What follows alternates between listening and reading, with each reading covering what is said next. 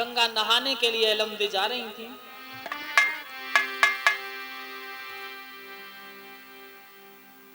जिस समय संग की सहेलियों के साथ गंगा नहाने के लिए जा रही हैं तो आपस में बातें करती जा रही हैं।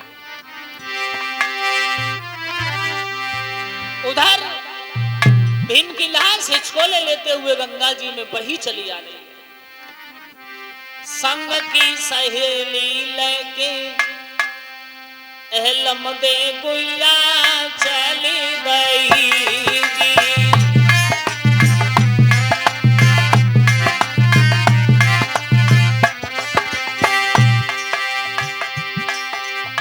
संग की सहेली लेके एलमदे गुइया चली गई जी। एक कोई मिली हमने कोई मिले पति महाराज गंगा जी नहाने एलमदे देखो चली गई।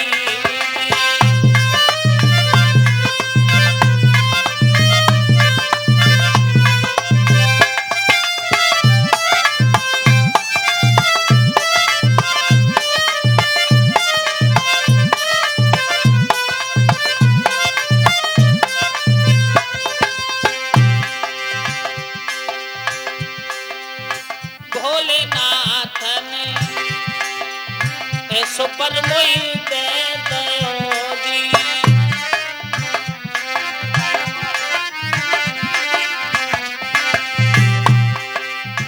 भोलेनाथ ने ऐसो पर मोई दे दो जी।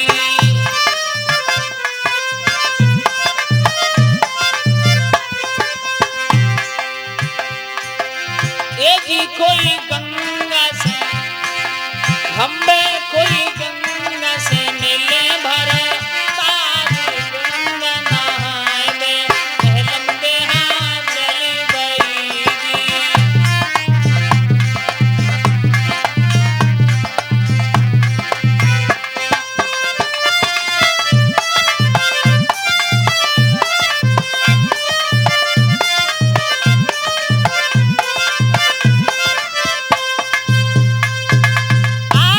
गंगा नहाने के लिए जिस समय साथ ही साथ एलमदे चली हैं, संग की सहेलियां गंगा जी में नहा रही डुबकी लगाती हैं। महाराज भीम की लाश हिचकोले लेते हुए जिस समय एलमदे के पैरों से टकराई, समझ गई भगवान भोलेनाथ का दिया हुआ वरदान आज सत्य हो गया। सज्जनों, संग की सहेलियों से कहा बहन थोड़ा सहारा लगा के भीम की लाश को संग की सहेलियों के द्वारा पार तक खींच करके लेके आई। और जिस समय पार तक खींच के लेके आई, अरे भैया मन में बड़े विचार सोचती जा रही है कैसे जिंदा कर पाऊंगी। एक दिमाग में झटका लगा, एक सहेली बोली तेरे यहां अमृत का कुआं है बाग, अगर ये तुझे प्रिय लगते हैं, तेरे पति सच्चे हैं तो उस बाग से अमृत पिला के जिंदा कर लेना। लेकिन गंगा से एक ही विनती करती थी, गंगा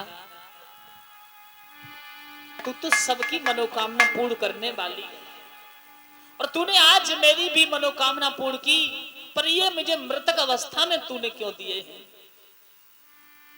गंगा तू स्वर्ग न से मिली है, तेरी धारा यार से फैली है।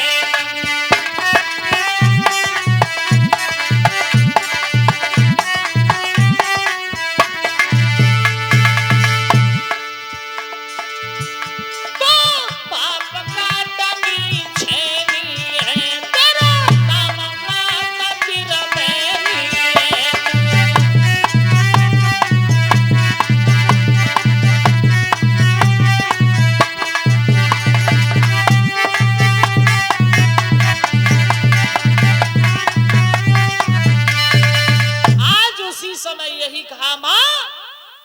तेरी धार आरे से भी बहुत पैनी है, बस दया कर दे। आज भीम की लहस को उठाया, अपने सैन्य कक्ष में रख लिया है। मां से जाके कहा मुझे कुछ अमृत की आवश्यकता है। मां ने कहा क्या करोगी? जवाब दिया करना कुछ नहीं है, आज मुझे मेरे पति की प्राप्ति हुई है। सज्जनों, पति की प्राप्ति? हाँ। बोले तुझे पति कहां से प्राप्त हो गए? बोले गंगा मां ने मुझे मेरे पति को दिया है। नागनी ने कहा पहले हमें दिखाओ। नागनी जिस समय सैन्य कक्ष में पहुंची, वाह भीम की लाश को देख के डर गई। बोले ये मुर्दा कहां से उठा के लेके आई हो? फेंक दो इसे। लेकिन अहलमदे ने कहा ये मुर्दा नहीं, ये मेरे पति है।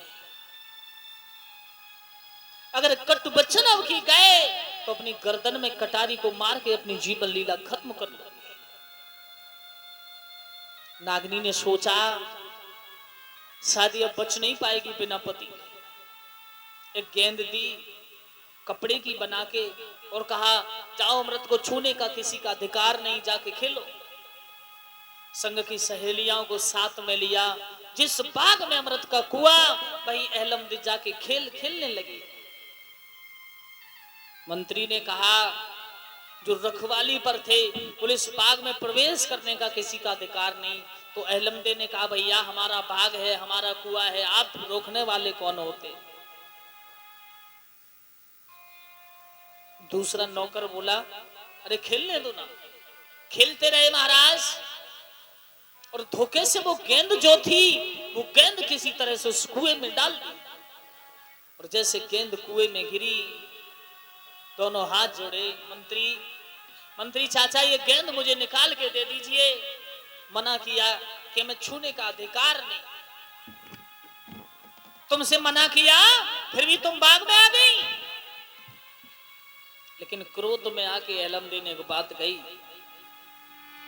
शाम को घर जिस समय चलोगे तब तुम्हें पता चलेगा। आ जाने दे मेरे पिता को कोड़न की मार लगा।